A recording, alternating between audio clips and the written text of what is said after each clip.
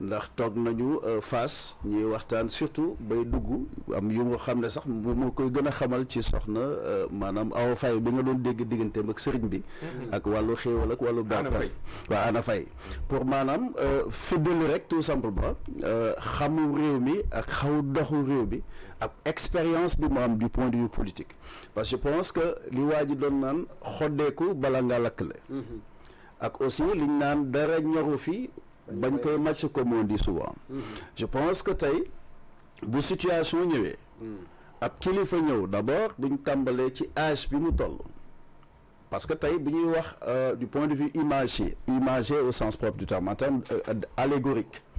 dama naan il faut pas prendre les termes au pied de la lettre doo dégg tël rek ne yax ba toj na déedéet dafay laaj jàngat ki may njëkk a interpeller nag par rapport à cette situation mooy ki nga xam ne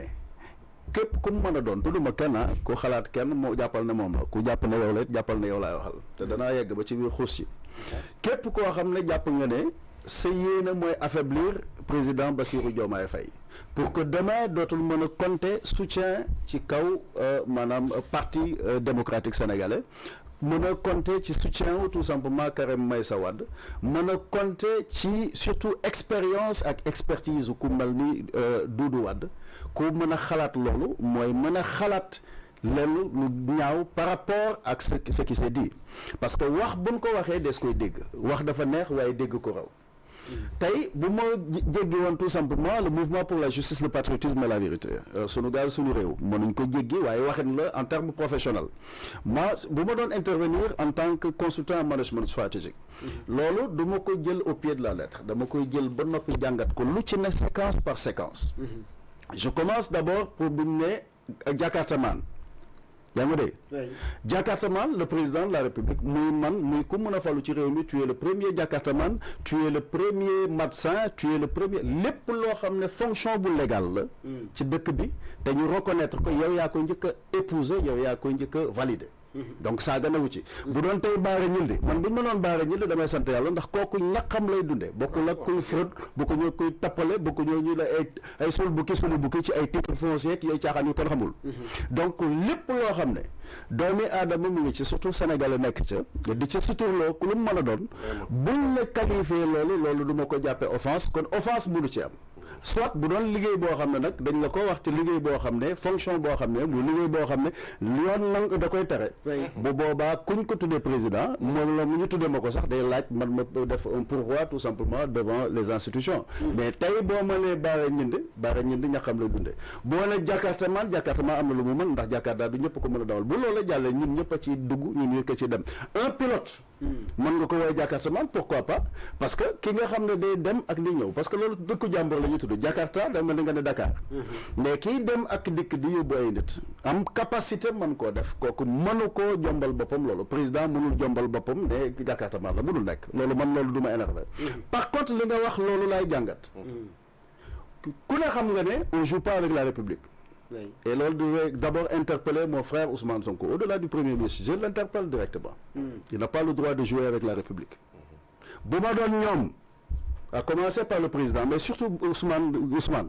damay jàngat bu baax a baax li doyen wax ndax mat naa bàyyi ci réew. C'est pas par rapport à l'armée. Pas forcément. Dégg na Ousmane wax na fi lu ne. Je le réitère en disant que Ousmane du exemple. Du point de vue politique, Ousmane, du point de vue sociétal, Ousmane Sonko du exemple. Bon, moi, je suis désolé de le dire parce que ça me fait mal. Xam nga lu tax tey bu ñu ñëwee fi dëkk toll ma ne la on joue pas avec la République. bu ñu falee nit moom la ñu assermenté c'est le président Bassirou Diomaye Faye ku mu neex ku mu naxee moom la ñu fal et nous avons choisi un modèle démocratique boo xam ne à travers les urnes. Par contre bu dee dañ la fal c'est tout simplement pour assumer la plénitude de la fonction présidentielle li tax ñu fal la tax nga waat ñu assermenté la au sens propre du terme d'abord mooy lan nga défendre réew mi ci wàllu wu ne lépp loo xam ne ki constitution moo la ko jox nga sàmmanteeg moom ba du am sax confusion de rôle ci mbir bi parce que bu fekkoon ne tey j'aurais pu accepter tey caricature bi njëkk am Ousmane moo njëkk a taxaw wooye Ngundur président loolu offense loolu teggin may loolu ku ne xam ne lan mooy sëriñ ki taxaw ne bañuma ba gat sa gat Ngundur mooy truand voilà ba mooy sëriñ boo xam ne amul xam-xam voilà moo tax ñu Sénégalais yu bëri di ñaawlu loolu aussi voilà voilà mais moom xam nga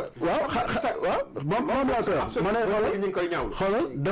dama koy jàngat ci fond dama ne bu ñëwee tey par rapport à la fonction boo ñëwee nga nit ki ngundu la loolu day wone tout simplement outrage et outrance au sens propre offense au sens propre et outrage à la limite boo barki démb li ñu waroon a wax mooy loolu Ousmane Sonko taxaw fële Maroc d'abord dinaa ci ñëw dem ci territoire u jàmbur am loo yëkkati jëmale ko au sens de l'état profond parce que boo demee ba nit ñi respecté tuñu institutions yi au sens propre du terme et le premier garant des institutions de la République c'est le président de la République et pour cette fois-ci muy Bassirou Diomaye yaa ma dégg donc li nga xam ne moom la ñu war d'abord du sàmmonteeg li nga xam ne mooy les institutions de la République maanaam la magistrature ñu jox leen cër bañ leen war a jël ñu xam ne d'abord la loi doit être générale et impersonnelle au sens propre du terme mais surtout ñun ñu xamandoo de comme je dis on ne joue pas avec la République Ousmane laa njëkk a interpellé par rapport à cela ne ko képp ku ko ne li ngay wax mën nay wéy te doo jàngat histoire parce que père Doudou bi muy wax dafa def tout simplement wax par rapport ak lu xew fii lu xew fële parce que l'histoire nous apprend que les hommes n'apprennent rien de l'histoire tey bu ma sañoon comme je l'ai dit tout tantôt ne la bu doon Bassirou Diomaye moo fi gën wéy muy Senghor Abdou Diouf Abdoulaye Wade ba Macky Sall tey moom mu jonn tey mu ànd ak Ousmane loolu day tekki tout simplement ñu comprendre une chose bari riir xam li xew ko gën maanaam mën a waaxu xam yoon wee ko gën yoon wi nag xam ko mooy nga xam ne nous avons des institutions républicaines l'armée d'abord au devant kon kenn xalaatul moom ci yenn yi mais par contre la nga xam ne éventuellement ay nit ñoo xam ne foo leen fekk c'est des insurgés contre les institutions de la République contre la justice ainsi de suite ak yeneen jalons yoo xam ne ñu ngi koy posé li ñu njëkk a d'abord demandé bu doon man daf may njëkk a alerté damay alerter d'abord les services de renseignement pas par rapport ak moom li mu wax ndax mag day toog ci suuf di gis loo xam ne gone dana yéeg ci kaw garab du ko gis parce que ku ne xam nga ne taarixu histoire fa mu tàmbalee ba mu agsi yàlla ñu yàlla musal te musal njaboot yëpp ñun ñëpp mais ku ne xam nga ne dans le cadre du bon fonctionnement de la République am na loo xam ne on ne peut pas mener la rébellion au cœur de la République c'est pas possible parce que la République a ses exigences loolu buñ la koy wax nag li nga war a def mooy defaraatal sa toogaay yow président de la République xamal ne lii sa warugar mooy nga sàmmante te sàmm les institutions de la République l'indépendance nationale l'intégrité du territoire national dox ci maanaam ci ce qu'on appelle l'intégration surtout simplement de l'unité africaine au sens propre du terme premier ministre yow sa liggéey mooy lan c'est de conduire la politique définie par le chef de l'État et que tu te limites à cela mais bu fekkee da ngay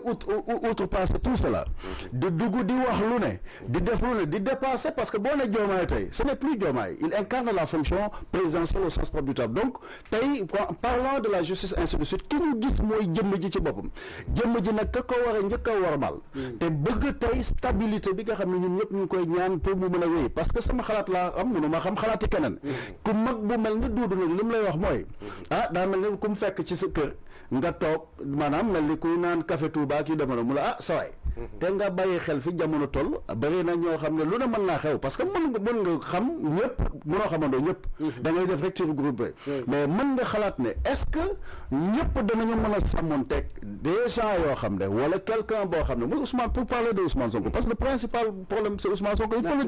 faut le dire mooy mbay ma daaneel coow ne la bu la mag waxee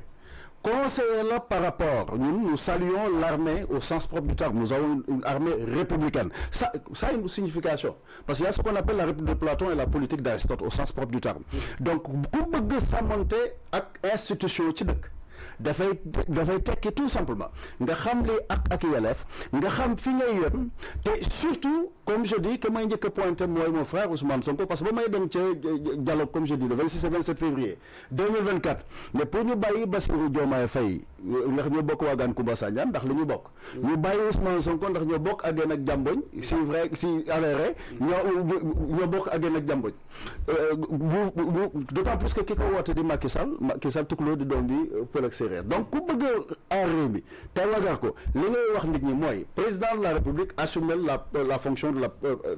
la fonction présidentielle au sens propre. Ousmane Sonko yemal fi nga war a yem. Et surtout d'autant plus que yow échoué nga en tant que premier ministre bu ñu kenn andi beneen problème. te problème boobu nag damay bañ nag ñu ne magu magu waxoon naa ko. du ma magu xamoon na c'est aussi simple que ça. te itam bu coow li bari ku la demal ci dialogue ak yu demee noonu bëggul lu la dat te ku mel noonu ku Doudou Wade lim la